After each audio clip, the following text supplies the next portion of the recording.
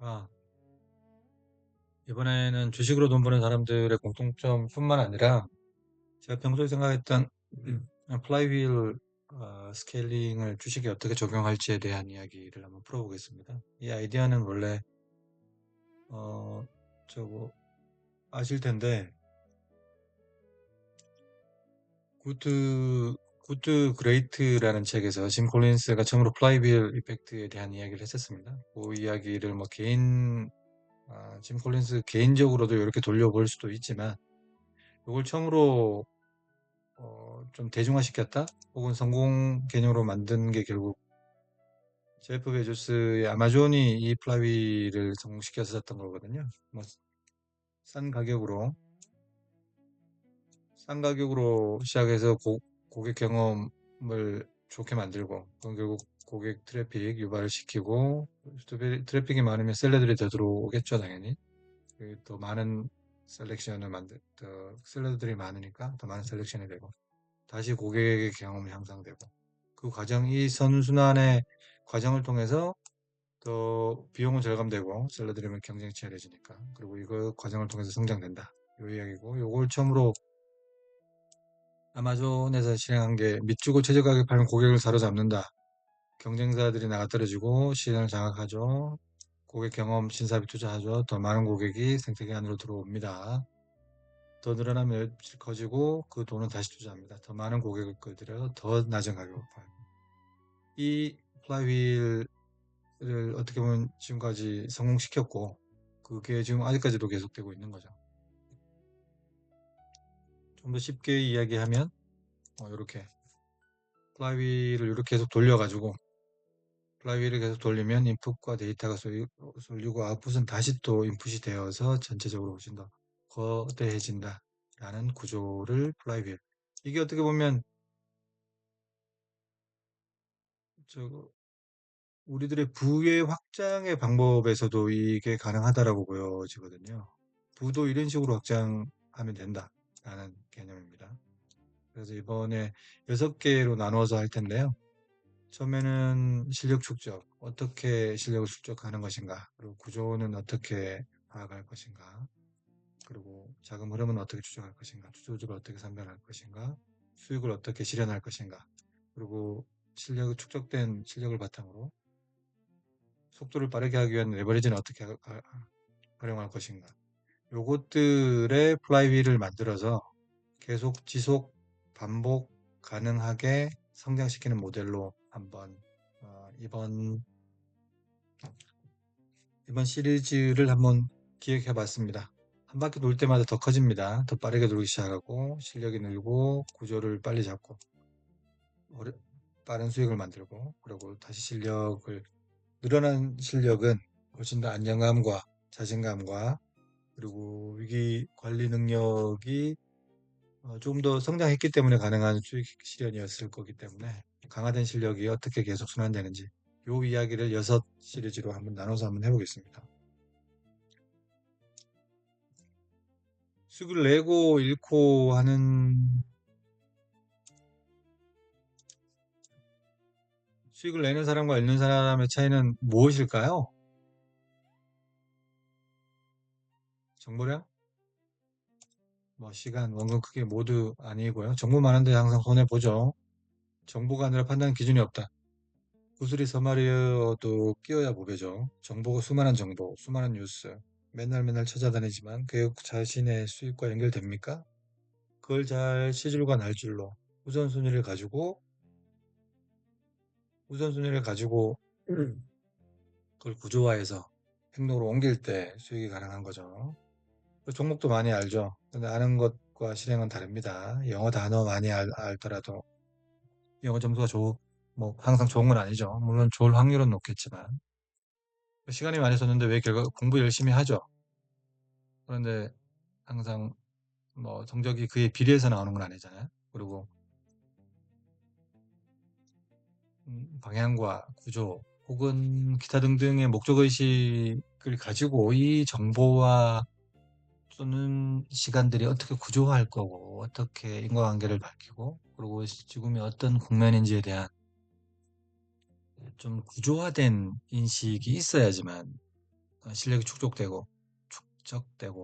축적된 것들이 다시 복리로 늘어날 수 있는 구조를 가지는데 일반적으로는 그렇게 하지를 못하죠. 그래서 결국은 실력이라는 것은 다른 표현으로 하면 구조에 대한 인식, 구조에 대한 자각, 구조에 대한 각성, 그것과 실력은 비례한다. 그렇게 봅니다.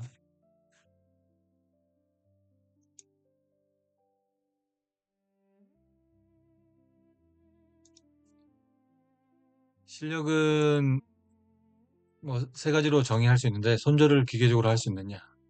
감정이 아니라 손절로 예를 들어 뭐 손절 라인을 몇 프로로 잡고 있는지는 봐야 되겠지만 일반적으로는 10%로 잡고 실력이 조금 더 있는 분들은 뭐 7%, 5% 이렇게 해서 잡는 분들도 많더라고요.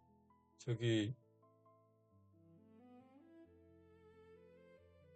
자신의 실력에 맞게끔 일단 보통 평균적으로 한 마이너스 10% 정도 나면 손절을 하고 나오는 걸로 하시는 게 좋을 것 같습니다. 작전상 볼 때.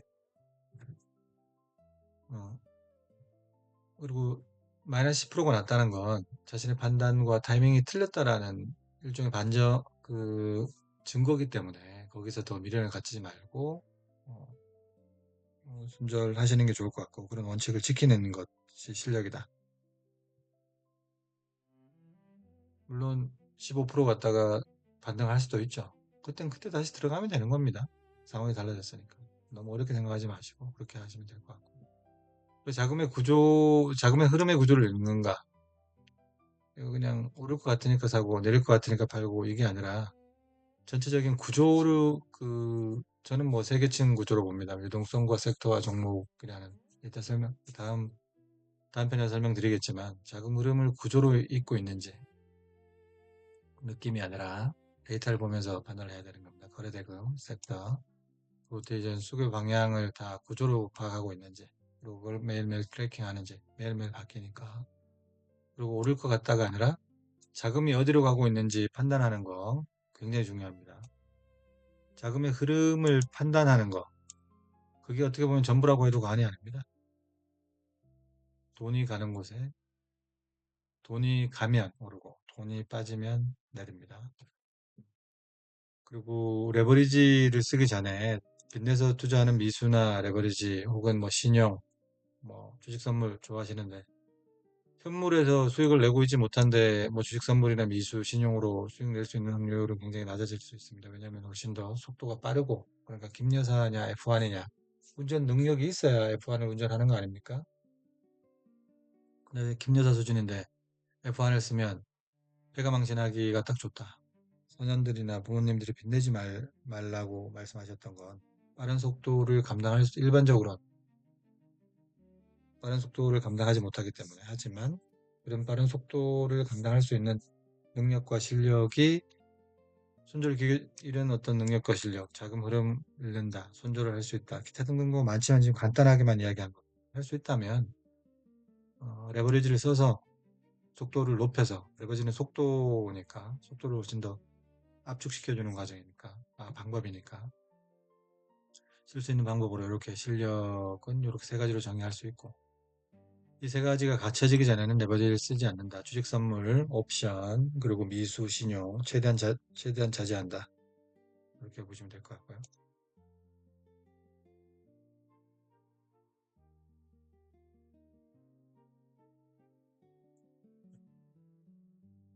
음. 그런 실력은 어떻게 쌓을 것인가?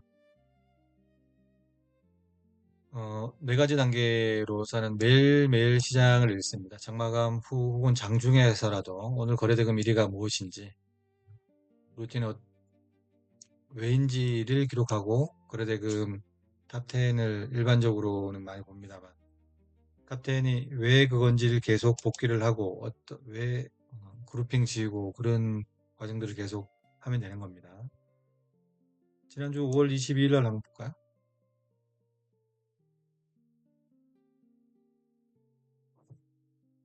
5월 22일 날 거래대금 상위 뭐 랭크 된 건데요. 하이닉스가 10조 정도 됐었고, 삼성전기가 3조, 삼성전기가 최근에 갑자기 올라왔죠. MLCC랑 FCPGA 그 기판 이슈로. 그러니까 병목이 이제 기판으로 올라왔고, LG전자 로봇 이슈로 올라왔었고, 탑 10만 보는 겁니다.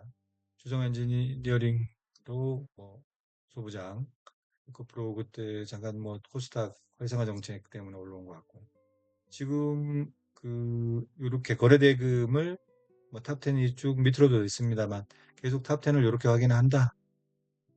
그 방법에 대해서 잠깐 말씀드리는 거고 어, 확인할 수 있는 방법은 간단하다 그 이야기입니다.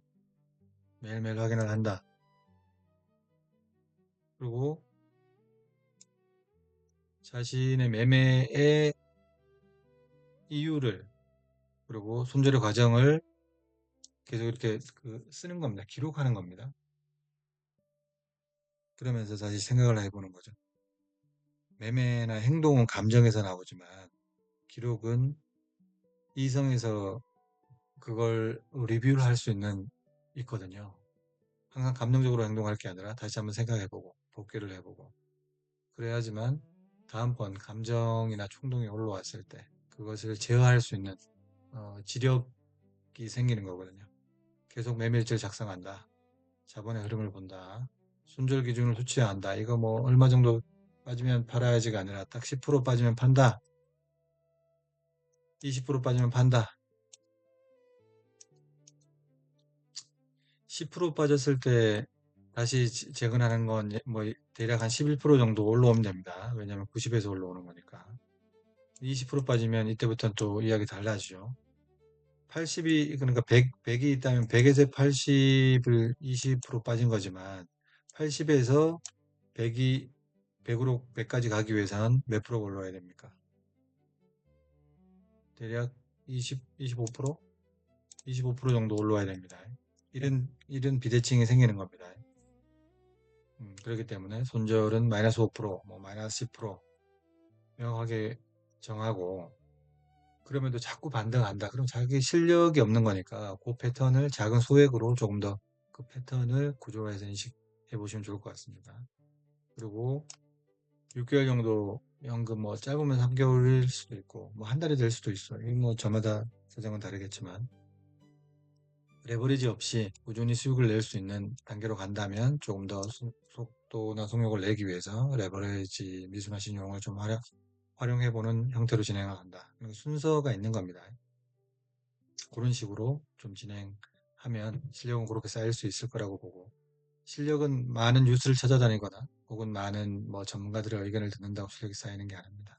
이런 루틴과 그리고 기록, 스스로의 복귀와 반성, 리뷰, 그리고 손절 기준 이건 어차피 살아야 되니까 그리고 6개월 곡선 그 기준으로 지속적으로 수익 곡선을 트래킹해서 수익을 내는지 여부를 판단하고 자신의 뭐가 부족한지를 계속 리뷰해보고 반추해보는 것. 그 과정에서 실력은 쌓일 수 있을 거라고 그렇게 생각합니다. 오늘의 핵심 세 가지. 실력은 말씀드린 손절, 구조로 읽는다. 현금 계좌 수익 세 가지로 판단할 수 있다. 그러니까 정보 쫓아다니지 말고 그렇게 하고 있는지 매일매일 리뷰를 하자.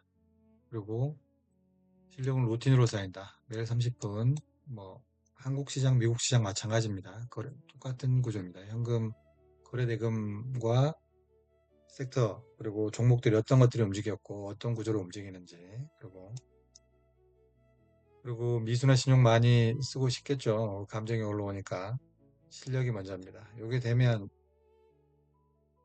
어, 자연스럽게, 레버리지는 그 도구, 뭐, 양날의 검 아닙니까? 적을 처치할 수도 있지만 스스로도 처치당할 수 있다는 거. 자신의 실력이 어느 정도 왔을 때 검을 다루는 것이 유효하다 이렇게 봅니다. 자, 이렇게 오늘은 간단한 이야기 할 거고요. 지금 본인의 실력이 세 가지 중 어디에 해당하는지 세 가지 중 어디에 해당하는지 댓글로 잘 알려주시면 그 댓글 보고 저도 다시 어, 뭐 라이브나 댓글로 저도 다시 말씀드리겠습니다.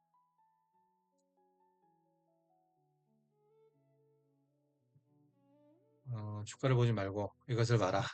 구조에 대한 이야기 다음 편으로 돌아오겠습니다. 지금까지 주식 맥락이었습니다. 감사합니다.